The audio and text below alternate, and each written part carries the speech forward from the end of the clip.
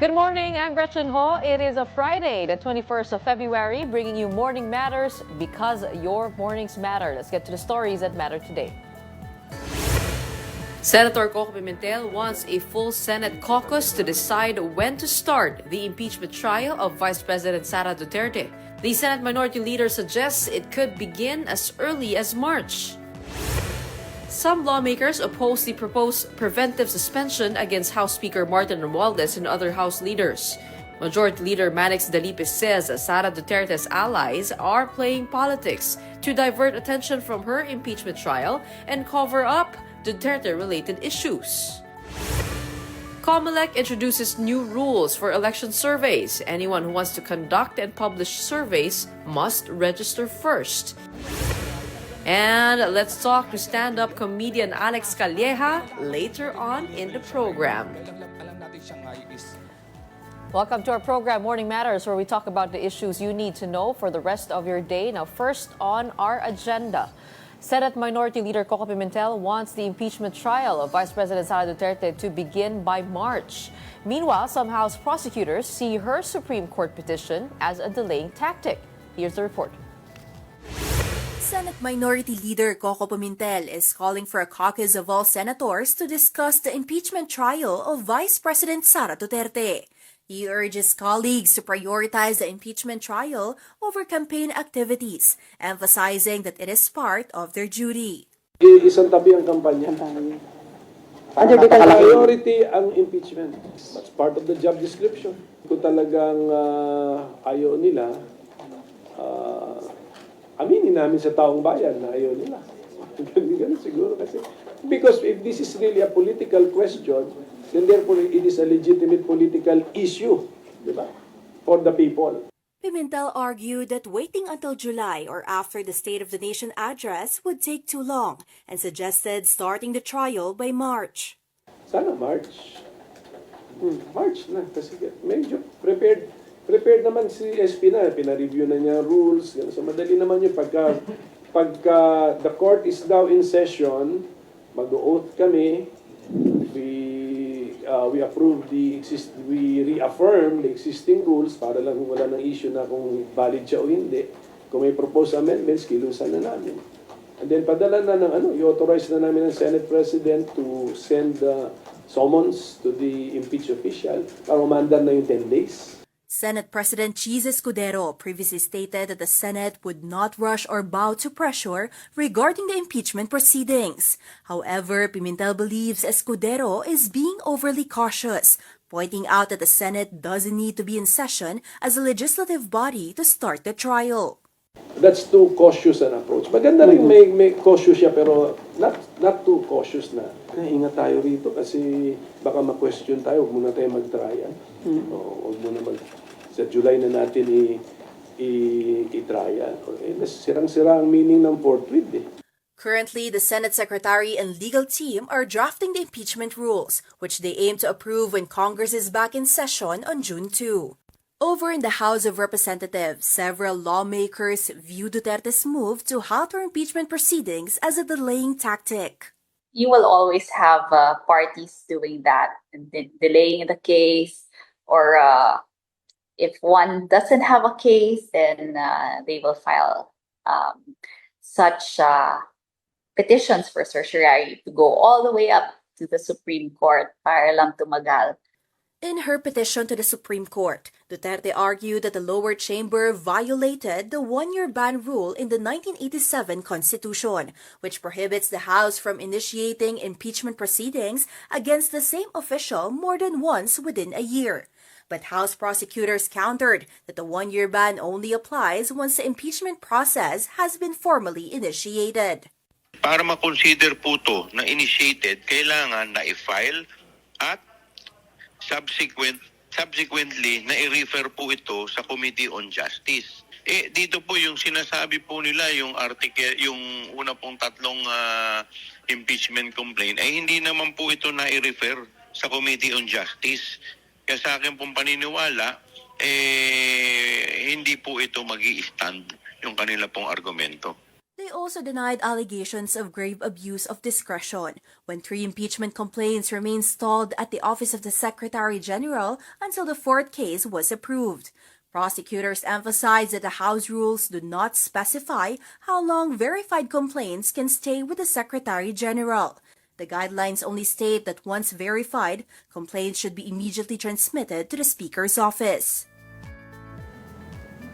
Some House lawmakers slammed the call to suspend House Speaker Martin Romualdez.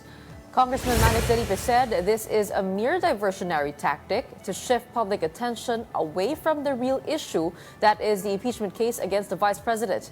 Davao del Norte 1st District Congressman Pantaleon Alvarez has asked the Ombudsman to order the preventive suspension of Romualdez and 3 other lawmakers. Meanwhile, attorney Israelito Torreon says he was not working with Vice President Sara Duterte. Recall that Torreon and others filed a petition before the Supreme Court questioning the constitutionality of Duterte's impeachment process. But in an interview with The Big Story, Torreon clarified that they filed it in their own capacity. He added that he was not aware that Duterte herself had already filed a petition. I did not even know that. I only learned about that when I browsed my Facebook. I did not have any idea that she filed before us. Okay, so there was no coordination, there was no working together. Okay. Definitely. Former Presidential Legal Counsel Attorney Salvador Panelo asserted that Vice President Sara Duterte is ready to face the impeachment case against her. In an interview with Long Conversations Politica All the Way, Panelo said the Vice President has been preparing since November of last year. He also reiterated that there is no legal basis to impeach the Vice President, calling the move politically motivated.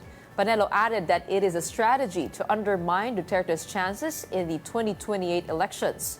Catch the full interview this Saturday at 9 p.m. on One News. Don't go away. More stories when Morning Matters returns.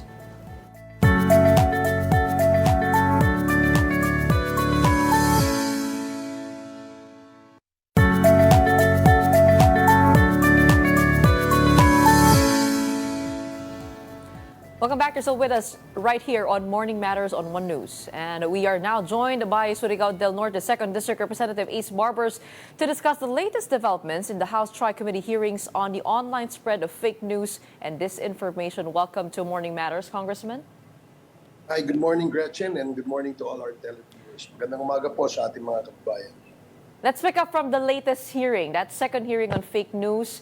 PDP Laban is accusing the Tri-Committee of harassing the vloggers and influencers by summoning them to this probe.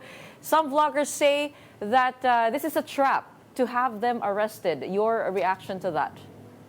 Well, first of all, they have to realize that the objective of this Tri-Com hearing is only to establish a regulatory policy in the use of social media platforms in the country. All of us in the country know that in the advent of the social media, a lot of fake news have been spread, all over the country, and disinformation, malinformation, and misinformation are prevalent. So, what should the government do to address these issues? Because it will undermine national security. It will perhaps even to the extent of undermining democratic institutions. So the government cannot just sit idly and do nothing. So the TRICOM initiated this investigation of fake news and eventually, in aid of legislation, come up with a remedial legislation. And that's the only objective. Why should we waste our time, what did they say, entrapment? Or why would we waste our time in detaining them if we don't have any basis? Can we get anything out of that? No. The reason why we invited them is because they were the ones who are active in the social media, and we wanted to know if they indeed would agree to a policy that will be approved by Congress and eventually become a law. Because if they don't agree, then definitely these guys are the purveyors of fake news. They are the ones who doesn't want to be regulated and controlled because they want to continue their shenanigans, or so to speak, the spread of fake news. So Well, wala Congressman, namang plano. I wanted to get more insight, though, into how you chose the batch of vloggers that you invited to the hearings. Because if you take a look at the names, a big chunk of them are actually associated with the Duterte camp. We have 13 petitioners who filed for the unconstitutionality of the hearings. At yung mga pangalan doon, talagang kumbaga litaw na litaw sila, like Crisette Laureta Chu, we have Attorney Trixie Cruz Angeles, Lorraine Badoy, Eric Celis, Sas Rogando Sasot, etc. How did you determine who to invite to the hearings?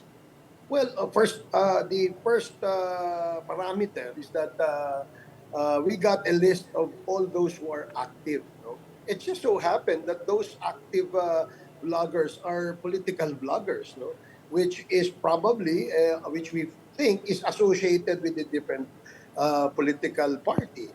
And but that's not the only basis, Gretchen. There were bloggers like Maluti Kia, Attorney Recto, and others, no, who are actually who participated and appeared before the committee and even gave their opinion as to how we can come up with the regulatory policy.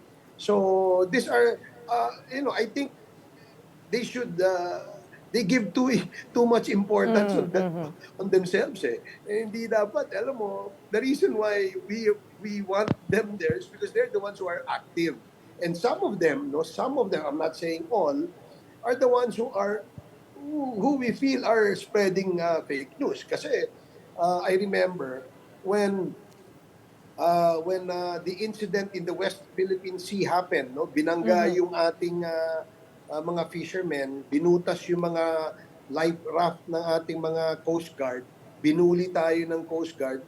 They did not even issue a comment or a statement condemning the aggression made by the Chinese Coast Guard. So, ang feeling namin, teka muna, dapat ito yung dapat nating binubuhay sa social media. But that's just one topic, Gretchen, no? And generally, what we really want to happen is that a policy that there will be a code of conduct, no, among social media actors. There must be some sort of discipline and, of course, accountability. If you start spreading fake news, you should be accountable. Now, they will say, and I'm sure they will argue, oh, there are existing laws. You file a case. There are already cybercrime laws and anti-cybercrime prevention act. You can use that as basis to file. Kaya nga natin tinitingnan why is it that since 2012, when this Cybercrime Prevention Act was passed, hindi naman nagagamit ito na batas doon sa mga dapat paila ng batas, no? So we want to look into this and perhaps revisit and see how we can improve, no? Again, no, they give too much importance on themselves, Gretchen. Parang feeling nyo ba kayo ang heroes? Kayo lang nagmamahal sa bayan? Well, Congressman, nabanggit po ninyo no December 4 actually that you're calling into an investigation into the spread of harmful online content by trolls and pro-China propagandists. You zeroed in on those two things. So, and di naman po kaila sa marami that you are decrying harassment. Also, Congressman Benny Abante during the Quadcom hearings na hinaharas po kayo online as those hearings were happening. So, hindi po ba yung reaction po nila na medyo defensive sila dito it is quite merited? Well, syempre, merited sa kanila on their, as far as they are concerned. No? But ito lang yung usapan dyan. Sa tingin ko, no, pagka ayaw mong ma-regulate, ayaw mong ma-disiplina, may plano kang iba. No? Pangalawa, hindi ba dapat na magkaroon tayo ng effort to stop the spread of fake news in the social media? Dapat ba lagyan natin ng disiplina yung mga gumagamit ng social media kasi maraming nagmumura, no? And alam naman natin that children are accessible to the social media platforms. Pangalawa, merong nananawagan ng kaguluhan sa bansa. O hindi pa, yung iba, to make it even worse, ang kanila nananawagan ng kudeta, di ba? Pag-aaklas, no, dito sa ating gobyerno. And I think this thing should not be tolerated, no? If you want to express dissent or your opinion against the government, you can do so. No one's stopping you. In fact, there should be a balance between freedom of expression, which is a guaranteed constitutional right to all of us, and dun sa regulation. Kaya nga lagi natin sinasabi, di ba, a right that is provided for or enshrined in our Constitution is not an absolute right. If government feels that this is going to undermine national security, it is going to undermine democratic institutions, and the whole society will be affected, will be Congressman, endangered. which leads me to my next question. Aren't we treading a dangerous thin line? Because every time we talk about government regulation in the media and on social media, it could possibly infringe, again, on freedom of expression, but not just that. Who gets to determine what is fake or what is true? What is allowed? What is a danger? What is safe? I mean, that is also, isn't that also subjective, arbitrary? I mean, paano niyo po lalagyan ng proper guardrails without actually sending down chills down our spines? Okay. Hindi po ba Number delikado one, rin yun? Gretchen, you're a broadcast journalist, right? And you are under a strict regulation by a organization that monitors and makes you accountable if you do erroneous reporting, di ba? Kaya nga may KBP di ba? Sa mga journalist naman sa print, meron din silang NUJP. Now, in the commercials or advertising, meron din silang PANA, no, that regulates them. Why can't we not regulate social media when we all know, you and I know, that these platforms are the ones being used to spread fake news. Ngayon nga, magtanong ka, hindi mo na alam kung ano yung totoo eh. Di ba? Because there were several disinformation, misinformation, and malinformation. So that is the only objective of this. Why are they scared? Diba? Congressman, who gets to regulate though? At mga reporters ay meron kayong panuntunan, meron kayong pamantayan, meron kayong mga regulasyon. Dapat siguro gawin din natin because social media, because of the internet, no, everybody is accessible to that. May cellphone ka lang, smartphone ka lang, meron kang internet, you can practically read anything you want to read. Who is going to regulate that? I mean, we already have libel laws. Kapag kami po ay nagkakamali sa mga report namin, pwede kami makasuhan ng libel. I mean, not just us, but also our newsroom. And we have that in the law. We actually also have Article 154 on the revised penal code against false news. So that is already there. What legislation are you gearing towards, or how are you thinking of putting up that mechanism of regulation? Yeah, that's what I'm saying, Gretchen. No, there are laws already, and perhaps it is the best time to revisit these laws. No? Number one. Number two, there is probably a need, no, to craft a new law or a remedial law in order that these regulations will be implemented.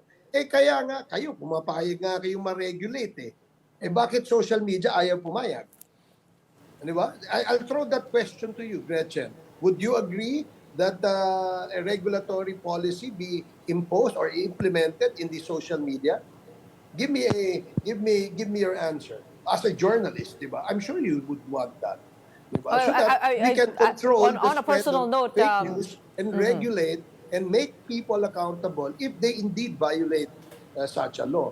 No, it's a flimsy argument to say that mag-file kayo ng kaso. Hindi naman ganun kadali yung pagpa-file ng kaso, di ba? Kaya nga Kaya nga namin kayo tinatawag Magbigay kayo ng suggestion. Huwag niyong awayin yung naghihingi ng suggestion sa inyo. As simple as that. Congressman, after 2 hearings, what kinds of laws are you looking at?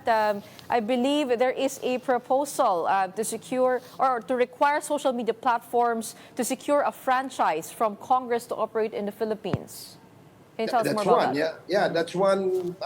But we're still studying it. No? We wanted the experts to study that further because we wanted to look into the amending the PSA Act, no, or the Public Service Act, no. Siguro baka maisama diyan ni social media. Second, bakit may proposal for the social media platforms to secure a franchise from Congress because according to them, no, they're bound by the rules imposed on them by their mother company abroad. No? Teka muna, dito kayo nag-uupisina, dito kayo nagbi-business Hindi ba dapat dito rin kayo ma-regulate, dito rin kayo magbayad? These guys are making so much money. YouTube, Facebook, what else? All these platforms. And they always say that we have an office abroad and they're the We ones actually who are do have regulating laws us. already that tax them. So meron na pong in place na batas na Na? nagre-require Anong na batas? magbayad ng buwis yung mga Anong platforms. batas? Anong batas? Yung e-digital VAT services. Okay. So meron na po yun. Kumbaga Kaya nga, nabubuwisan na po exactly. sila. You mentioned Oo. that, Gretchen, no? May digital tax na sinasabi doon sa Lazada. May digital tax doon sa Shopee. Yung mga shopping online na digital services ang meron, no? Pero yung platform, halimbawa itong No, even Facebook, I YouTube. believe in YouTube, they are paying from ads, commercial ads. They are paying taxes to the because BIR. withheld yun, automatic yun. But in the amount of money that they make for the whole year, are they paying taxes to the BIR? The BIR in that particular hearing said, well, voluntary kasi yung pagbabayad ng mga platforms nila at saka yung mga vloggers that monetize no in these platforms. So I guess we really have to look into this. Bakit ba yung ibang bansa, no? Bakit ba yung Egypt, China, Singapore, they all have regulatory policy.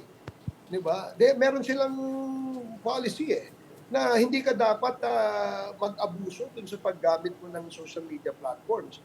Bakit sa Pilipinas, hindi ba natin pwedeng gawin yun?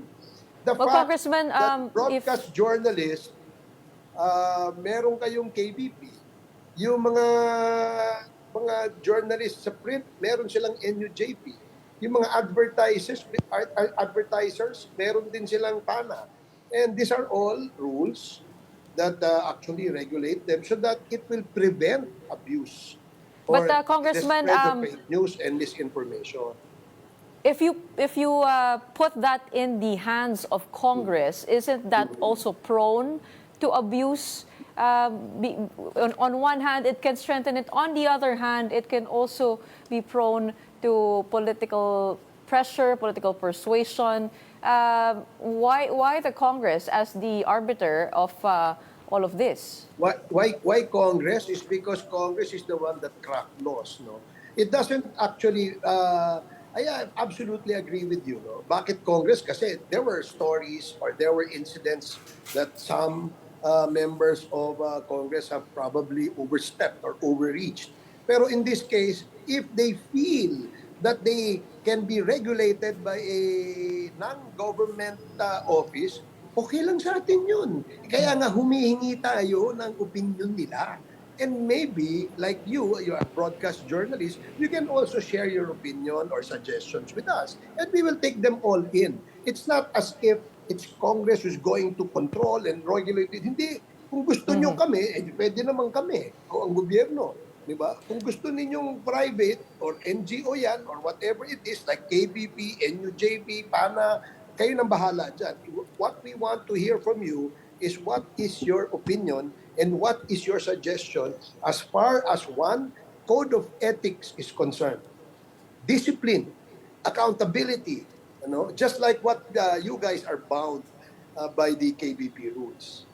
Well, Congressman, what will happen if these vloggers and influencers continue to skip the hearings? At pangalawa, it is not just them who actually did not appear. Also Facebook, also TikTok. YouTube was there, but the two biggest platforms did not attend the hearing. Ano po mangyayari? Well, I only have my opinion, but of course I will submit to the wisdom of the three chairmen of these three committees. Participant ako dyan because I was one of those who delivered the privilege speech against fake news. No, kaya yan ang role ko. Pero sa TRICOM na yan, it is chaired by the lead chair is the Congressman Dan Fernandez, and the Committee on Public Information chaired by Congressman Joboy Aquino, and the ICT Committee chaired by Toby Tiangco. So sila yung magde-determine, sila yung Basta ito kasi I think it is let us disabuse the minds of people that it is Congress who wants to control the regulatory policy. No, if you feel kasi tayo, kaya nga in aid of legislation itong hearing. If it appears in that committee hearing that it is not Congress who's going to regulate that, so be it. We're not going to argue and debate. If you want an NGO to do that, let's do it. NGO. Congressman, remains that the main objective really is a regulatory policy. Correct. Nothing more, nothing less. Wala hong entrapment dyan, wala hong detention dyan, wala hong ano dyan. Kung ikaw ay nando dun sa kabilang panig, wala namang problema yun Opinion mo yan at right mo yan. And we respect that. We honor the provisions enshrined in our Constitution. Wala ho kaming ibang ano dyan. Gusto rin namin naman na na-honor din lahat ng ating karapatan pantao na nakasaad sa ating saligan.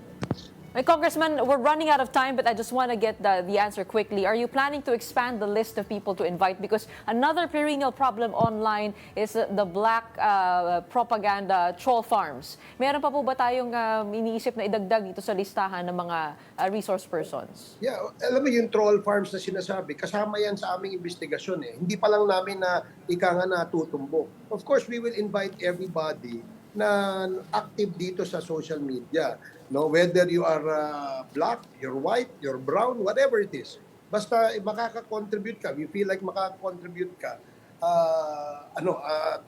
tulungan mo ang gobyerno mo. Tulungan mo ang bansa mo na magkaroon ng ganito. It's not me, Dan Fernandez, or just any member of Congress here. Para sa bansa mo ito. Gawin mo ito para sa Pilipinas, hindi para sa kung kanino man. Kailan po susunod na hearing ng fake news? I have no idea. I think the three chairs would decide on when the next hearing, who to invite, and I am certain that the invitation to the social media actors will be extended. Kasi yung iba, alam mo Gretchen, yung iba, gumagamit ng fake na pangalan How can you now invite them? Diba? Kapag ikaw ay gumagamit ng fake na pangalan, ano ibig sabihin baka ikaw yung purveyor ng fake news. All right, that is a question hanging over our heads. Maraming salamat. Thank you so much for your time this morning and joining us on Morning Matters here on One News. That was Surigao del Norte 2nd District Representative Ace Barbers.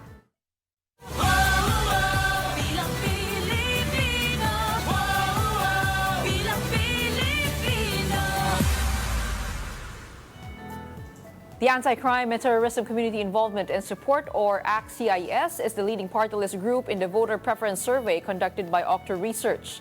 According to their most recent Tugon ng Masa survey, the ACT-CIS party list received 6.46% of the votes from survey respondents. They were followed by 4PS, Duterte Youth, FPJ Panday Bayanihan, and Tingog. A total of 155 party list groups are vying for seats in the upcoming midterm elections.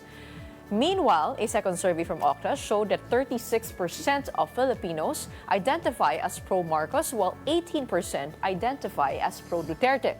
That is a decrease of 2 points for Marcos and an increase of 3 points for Duterte compared to the August 2024 ranking. 26% of the respondents said that they support neither Marcos nor Duterte. And the COMELEC has introduced new rules for election surveys under a new resolution. Anyone who wants to conduct and publish surveys during the election period must register with COMELEC's Political Finance and Affairs Department. It also requires the registered firms to submit a detailed report within 5 days after publishing the results. Details must include the name of the person, candidate, or organization that commissioned or paid for the survey.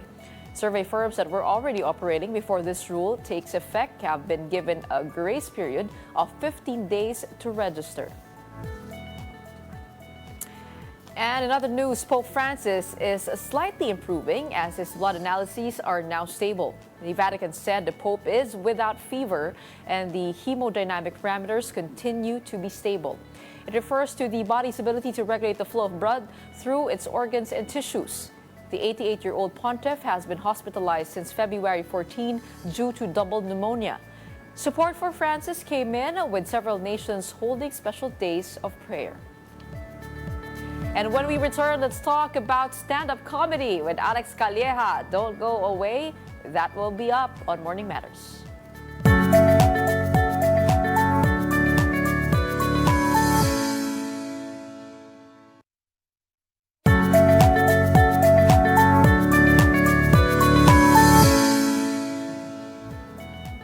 I'm Gretchen Ho, and this is Morning Matters.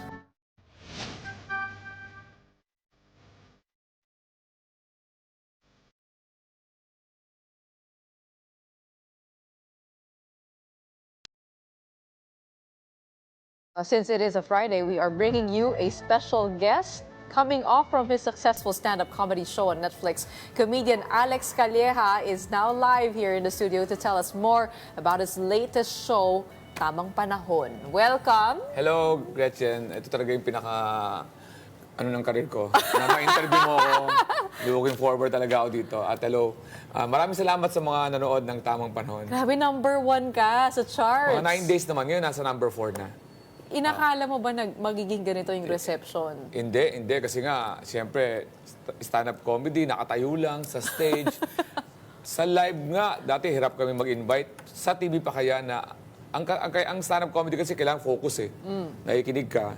So, siyempre, ang daming nangyayari pag nanonood ka sa bahay, di ba? May nagluluto, may nagulo. So, kala ko top 10. Pangarap ko, top 10. Pumasok lang, okay. Alam mo kung anong unang pumasok sa isip ko? Kasi producer din ako eh. Low-cost prod to kasi lang eh.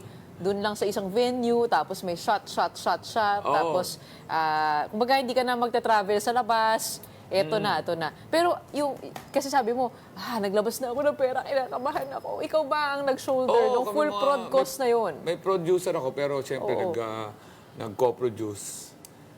May mga, parang co-produce yung kung lumalabas eh. Pero birthday mo yun. I remember you telling me about this, that you will have a special on your birthday. Oo.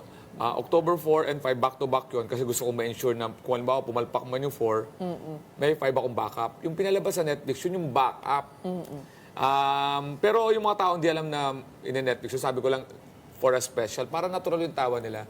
Pero after ko na sinabi, yung pag-closing, ay papalabas ko po ito. Tapos, may bayad naman, may bayad yung mga tao. Pag-entas, parang double so okay naman, medyo na ano naman. Oo, parang yung kikitain ko doon, ayun talaga yung plano ko na Kasi hindi biro yung taya eh. Oo, hindi biro. Una-una, syempre, yung kahit sabihin nating mas mababa yung prod cost compare sa lalabas ka, iba pa rin yun. I mean, it's still a hefty amount of money involved. May technical requirements kasi ang Netflix na talagang hindi pwedeng kaibigan lang na, sige, hindi siya kamerang simple. May mga requirements silang hihingin sa'yo para para makapasa doon sa pag-ere. Pero tumaya ka. Oo, tumaya. I mean, has this always been a dream for you? Yes, pero isa yan sa mga checklist. Mahirap kasi aasa ka lang sa isang taya, di ba? Parang isang taya mo lang. Parang isa to, pag okay, and then what's next? Ganun naman tayo, di ba lagi? What's next? So, at least na i-check natin to, nalaman natin na pwede tayo. Napatunayan natin. Number 1 agad. Oo, grabe, pumasok muna number 2. Yan, tapos nakaharang syempre. Sige na. Nakaharang yung incognito. Kaya pumayag na ako na. Sabi ko, Richard Gutierrez, Ian Veneracion. Daniel Padilla, Maris, Anthony Jennings, Alex Calleja. Nakalain mo yan, ikaw yung pinakagwapo. Oo, ando na ako. Pero bakit tamang panahon? Dahil nga sa tingin ko kung earlier to, wala akong enough pera, wala akong enough contacts, connections, wala akong masyado pang enough material na alam kong, yung material ako pero alam kong walang pambago, yung pang mga kabataan ngayon. So, yung nilabas ko to, sabi ko, siguro ito na talaga yung tamang panahon para maglabas na ako ng special. And then, siyempre, ano rin ako na may mga kwento rin about Aldab. Kasi yung Aldab, si Alden, sa si Maine, tamang panahon ang hashtag nila. Nung nagsusulat ako sa Showtime. So, kalaban mo sila nun? Sa Showtime, kasi sila nagpabagsak sa rating. So, nandaan ko yung hashtag na yun. So, ngayon, kaya ginamit ko yung makabawi-bawi man lang. Yun pala If you yun. cannot beat them, use them. Pero yung mga joke mo dito, paano mo pinaghandaan? What was your process in coming up with this special? Matagal mo na bang binaon yung mga jokes na yun? Lahat ng mga comedian, pinapractice muna yung jokes sa mga bars. At ang wish nila, wala sanang mag-video para hindi masunog. Ang nangyari, nung pinaperform ko yun sa iba't ibang mga venues, practice ko yun. So nalaman mo na kung ano yung papatok at Alam ko hindi. na. Dapat mo gagawin yun para may test drive ka. And then you select. Dapat marami kang material kasi ang gagawin mo, bubuo ko ngayon ng kwento. Para hindi lang siya series of disconnected jokes. Pangit yun eh. So, nagkaroon ako ng kwento. Pero ang isang aksidente doon sa tamang panahon is yung nag-adlib ako ng I have a friend. On the spot yun. Kasi I have to break my routine. Kasi nag-adlib ako doon sa isang babaeng nag-react. Nung nagkamali ako ng, ang sarap kumain ng tao. Nag-react siya, cannibalism. Sabi ko, relax lang. Kaya ibang-iba yung day, yung October 4 ko sa October 5. Kasi doon ako na, which is nakaganda. Dahil brinake ko, tapos nag-adlib October ako. 4 and 5? Dalawang araw yun? Kasi may backup ako na in case na yung October 4 may mga problema, may October 5, parehong suot ko. Yun ang okay pala yun. Ang galing, ang galing. In-advise din naman ng Netflix. Okay, yung sa mga jokes mo, anong pinagagaling? What is your process in writing the jokes? Personal ba yun? Personal experience? It's a mix of personal experience and observation na nangyayari sa paligid, current. So lahat ng sinabi mo doon, totoo? Totoo. Na nakita ko. Na parte ng buhay mo? Oo. Katulad ng pambababae, mga ganyan. Hindi. Pagsusugal. Yung totoo yun sa mami ko, na nagsusugal, yung daddy ko na mga babae, totoo yun. Totoo na pag nag-grocery ako, ino-observe ko, nakakatawa sila. Lalo na yung eye drops, ngayon ko lang na-realize kasi nga, nag-eye drops ako ngayon, tumatama sa labas ng mata. So, 1 to 2 drops, kaya pala 1 to 2 drops, hindi dahil sa requirements, kundi alam nilang yung unang hindi papasok sa loob. Yung mga ganun kasimple na ginagawa ko nakakatawa. Pati nga yung manok, nabasa ko nga na raised in a stressful environment. Di ba? May iba pa, free range. Pero buti na alala mo, no? Hindi ka na may mental block. Hindi, may ano siya eh, parang may... May flow. May flow. Kaya mas madali So ako. ilang beses ka nag-rehearse? Walang rehearsal. On the spot yun. Kasi nga, ang dami mo nang sa naging material. event. May naiisip lang ako itong tahi ko. Speaking of totoo ba raw na inagaw mo yung joke ni Chito Francisco? Which is, sinabi naman niya na nagkamali siya. Ano ba yung kwento doon? Ang social media kasi maganda talagang minsan yan eh. Nung narinig yun, I was so happy kasi yung sa sobrang dami ng magandang reviews and comments and personal messages, medyo may protective shield ako noon sa lahat ng mga negative. Ang saya-saya ko noon. Parang nung nabasa ko yun, unang-una hindi ako nababothered kasi alam mo, may magkakaroon talaga ng mga konting similarity, wag lang word for word. Pero at the end of the day, kung makakatulog ka ng mga mayingbing, alam mo, wala ka namang ginagawa eh. Buti na lang, sabi ko, nag-check ako sa social media ko, Alex Calleja, car wash. Boom!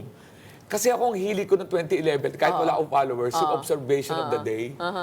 Imbis na isulat ko sa sarili ko, sinusulat ko sa Facebook para So buti na post mo observation of the day. May resibo ka, in short. At dahil yun kasi sa Going Bulilit kasi, ang head writer namin, may topic ang thematic ang Going Bulilit. O ang tema natin, tag-ulan. Ang team namin ng car wash. Kaya magsasubmit ka ng 6 gags. So nag-submit ako, siguro na isa yun sa mga naisip ko. Tapos pinost ko. 2011, salamat sa memories. 2012, Hinahanap mo ba yun? Hindi, Alex Calleja, Hinanap. lumabas siya eh. Lumabas. Ang dali siyang lumabas kung ikaw talaga isang investigative journalist. Oo. Post, pagdait ako, 4 ang lumabas sa akin, 2 sa akin. May isang guardian angel ko, si kinumention ko sa Raymond Di Mayuga, kasama ko sa unang-unang show ko, na tuwan-tuwa doon sa joke na yun. Nirepost siya ng 2015, nirepost siya ng 2016. So, 4 na beses lumabas yun. So, Pero paano kayo nagkaayos ni Chito? Kinausap ko ba niya? hindi Nag-apologize ko siya siya kasi sa'yo? kilala eh. Alam ko lang, may mga taong kakilala ko. Ngayon, tumawag siya sa akin. Nag-reach out siya sa akin. Kasi in-interview ako ni Papu and Mamu, Jules Babaw. Narinig niya, ang pinaka-trigger ko naman talaga doon yung word na nakaw eh. At yung nag-react yung mga anak ko. Sabi ng mga anak ko, Daddy, sabi, nagnakaw ka raw. Which is, doon ako Painful. doon ako na medyo may konting Pero kirot. how often does that happen that nagkakapareho ng mga joke? I mean, we A all lot. live one life Oo, a experience, lot. di ba? Pero ang masama kasi sa iba, halatang nakaw eh. Halatang kuwa. O, pwede mo gamitin yung nakaw. Pag halimbawa, word per word, pati yung word.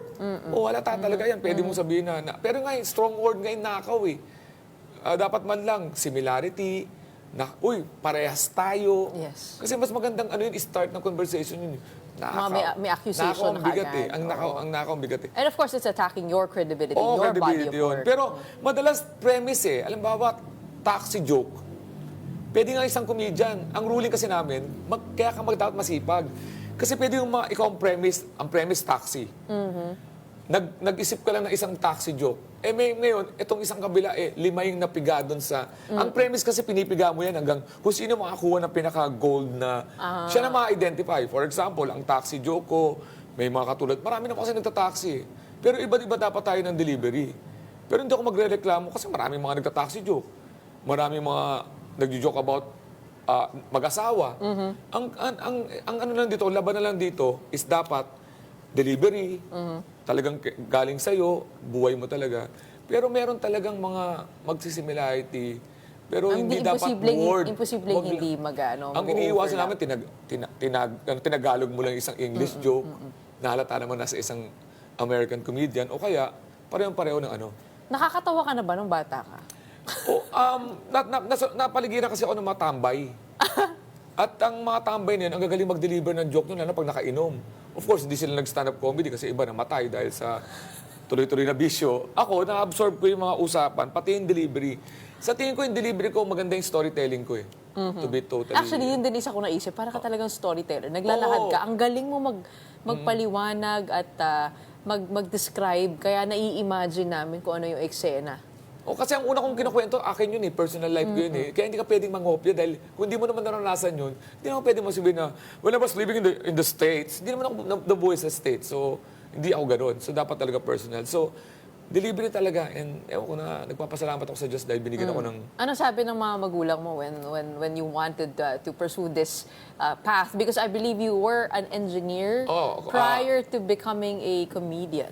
Ang ginawa ko talaga, ang dream ko talaga is sa showbiz. Oo, nag-audition ako sa That's Entertainment noon kay Kuya Germs. Host. Gusto ko mapasama doon sa Hindi, artista. Oo. Magpapadevelop ka. Kaya lang, pupunta ako sa bahay ni Kuya Jemson, nag-aabang ako sa labas. Hindi pala bahay ni Kuya Jemson. Chismis lang pala. Totoo yun? Mag-audition kami sa That's Entertainment. Usong-uso nun, So alam mo na. Nagusto ko yun. Yung Pero future mo. hindi comedian. Nakala ko talaga may itsura ako. Wow! Siyempre, Meron naman. Oo, sa ngayon na lang kasi medyo nagkapera-pera. Hindi, yun talaga. Tapos sabi ang ginawa ko, dahil hindi ako sigurado sa showbiz, dahil ang dami-daming nag-aaral ako mabuti para may backup ako. Ang talino naman. So, nag-comsci ako. Graduate ako ng comsci. Nagturo pa nga ako ng 3-year course. Graduate ako ng master's in comsci. Tapos nagtatrabaho na ako talaga. Accepted ko na computer programmer Lahat na ako. ba ng tao ay kayang maging komedyante? O it is a select few who can be as witty as you guys? Pwede pero ang lamang nung merong innate o merong talagang sense of humor na inborn, lamang sila kasi ang dali na nilang Pick up. magawa ng mga jokes to. Yung mga aral, pwede siguro, pero mahirapan kasi hindi nga natural sa'yo. So, hirap ka sa paggawa ng jokes, medyo hirap ka sa pag-deliver, pero pwede naman mag-try lahat. parang kinukumpara ko sa singing. Pwedeng talaga pinanganak ang magandang boses, pwede kang mag-voice lesson. Sa bagay. Pero pagka nagkalaban ng kayo sa competition, lalabas pa rin talaga yung pagiging natural. natural, di ba? Oo. Parang mga ganun. Ganun ko lang kinukumpara. You said your comedy, you actually likened your comedy to Jokoy's. Which is point of view, ano may sabi nyo? Personal experiences and general topics ranging from family to current events. Tama? Hindi natin, alam mo, sinabi lang namin yung Jokoy na word kasi siya yung sumikat. Imbis na magpaliwanag ka na, anong comedy mo? Papaliwanag mo na point of view, observational, coming from, mapanood mo si Jokoy, yun, gets ko na. Nagpapasalamat kami kay Jokoy kasi pinadali yung papaliwanag sa stand-up. Sino mga idol mo sa comedy industry? Actually, ang influensya ko talaga, pork chop duo. Search Meron pork chop duo. Talagang magaling sila. Sila talaga yung unang may kanta at medyo... Saan yan? Saan mo sila napapanood? 80s yun. Kaya nga, saan nga? Parang Wala mga po YouTube. records, wala. Paano? Si Rex Navarrete nga, swerte ka pag may MP, yung audio file lang. So itong pork chop duo, Yan, may mga kumalat na mga tape, video. Pero cassette tape. Nasa ibang bansa sila. Pero ang galing niyan, pork chop duo. sino pa? Actually, si Dolphy talaga, alam naman, comedy king yan. Pero mas bilib ako sa mapaligid niya. Yung si Babalu, Panchito, Aping Daldal, yung mga sila Pugak, si Tugak. Kaya mga gusto ko yung feeder eh. Kaya ako doon, ang mga mga Jano Gibbs, Ogie Alcacid, yan ang mga galing na mag-deliver. Mga OG. Oo, mga ganun. Pero Of course, papunta ka na rin sa OG. Given na si Michael B. Vice ganda yun, Big Sot and Dolphy, mga Hall of Famer na yan eh. Pero yung mga sidekick ang mga gusto kong nagdili. Kasi kailangan nila magpatawa eh. Oo. Kaya sila ang gusto ko. At napapansin sila. Oo. Well, marami pa tayong pag-uusapan with the star of Tamang Panahon, writer and comedian of that comedy special on Yes. Netflix. More on that when Morning Matters returns.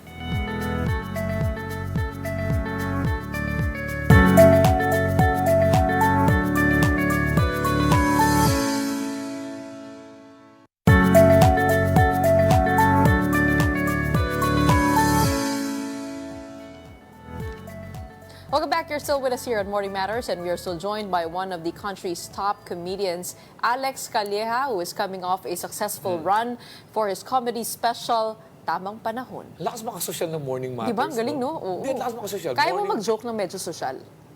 Kaya naman. Sige nga. Ginawa ko na, di ba? Yung parang, nagpunta ako sa US, hindi ako marunong mag-English, but I was able to survive because of, Because you know ka lang, and then I was there for 2 months for training. But I was able to survive because I used 3 words only. What? Exactly my point. Pwede ka mag-survive using those 3 words, pwede ka mag-survive doon kasi you can attend meetings and then you can answer exactly my point. And then you can interchange. My point, exactly. You can add laughter. Exactly. My point. So, 2 months. Tapos nagkaroon ka ng maraming trabaho. Kasi Maraming trabaho. agreeable ka. Tama. Yun. Okay, balikan natin itong mga pangarap mo para sa stand-up comedy. The first thing you told me a while ago was gusto mo ma-recognize ang Philippine stand-up comedy in the global scene. What makes Pinoy humor different?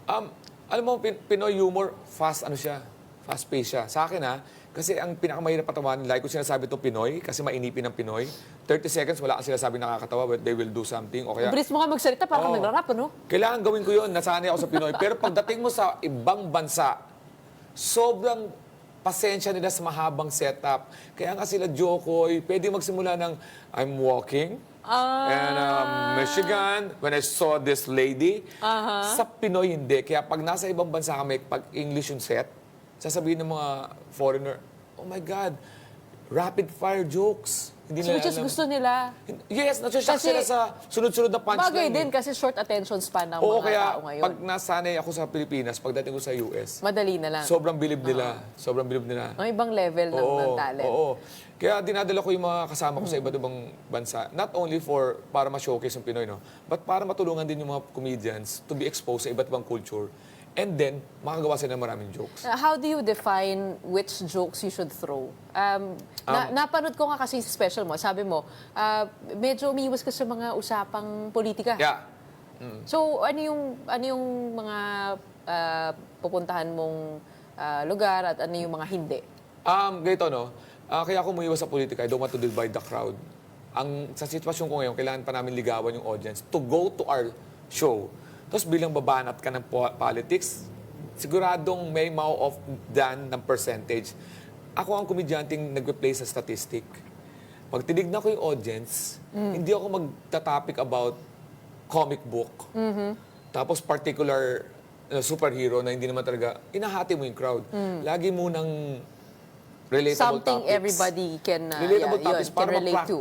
Para A life experience. Just imagine kung Pero, minsan pinag-uusapan mo ang usapang politika. Yes, pero Sa show mo na lang. Sa show ko, hindi. Pag nag-i-stand up ako daw politics, I want generic politics, meaning traffic, problema sa airport, problema sa healthcare. Hindi siya specific about a political color, about a president, or about our opposition. Pero Hindi. paano ka nagtitread nung linya na what is offensive as a joke and what is not? Kasi yung iba, parang sasabi, ginagamit mo yung misery ng ibang tao para gawing katatawanan. I mean, paano mo na-determine? Ang keyword dyan, you laugh together. Parang hindi ka dapat pinagtatawanan, dapat sabay tayong tumatawa. Nag-writer ako ng Going Bulilit. So, na-practice ako doon.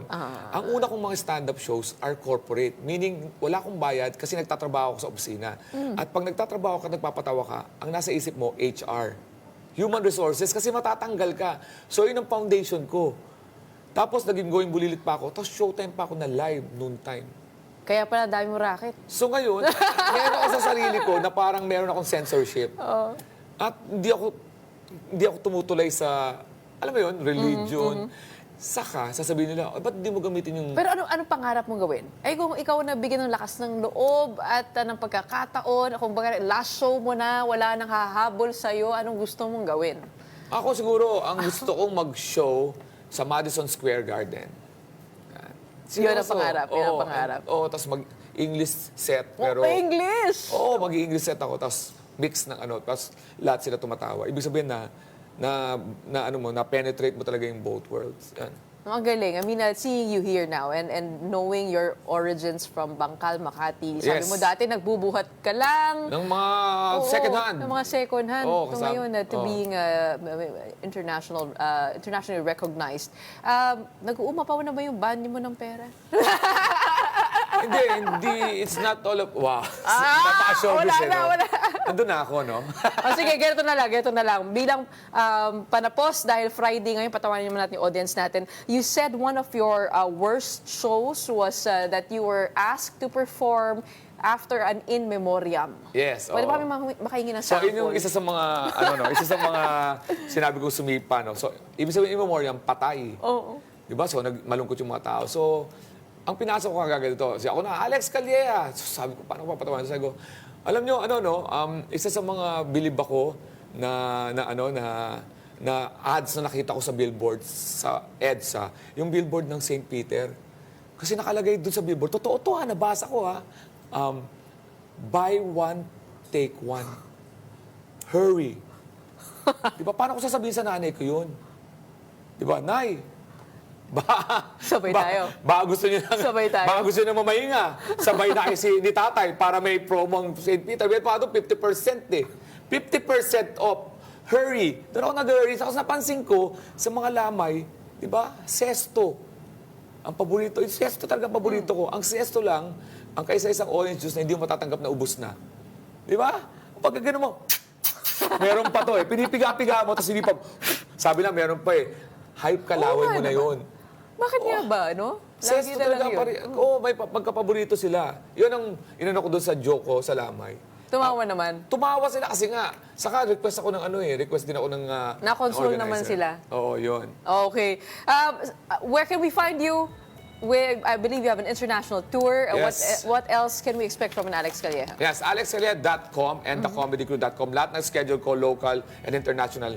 Nasa US ako ng April 4, Houston, April 5, Fresno, April 6 sa Florida, tapos balik ako ng 11 sa San Francisco, 12 sa Cerritos, and 13 dyan sa may San Diego. Yan, Grabe. kita-kits. Huwag mo kalimutan, pagbalik mo. Gretch, lahat to ginagawa ko para maging maging karapat-dapat ako sa... Wow! Oo. Ang ganda naman nun. Oo. Kaya kayo mga bolero Hindi, galing sa mayaman. puso yun. Maraming salamat. Shoutout sa wife ko. Oh. For joining us on Morning Matters today, we have comedian Alex Calleja. Again, his comedy special on Netflix, Tamang Panahon, is making the charts. Congratulations on that. And that is it for today's episode of Morning Matters. My name is Gretchen Ho. We are One News, all sides, all the time. Happy weekend.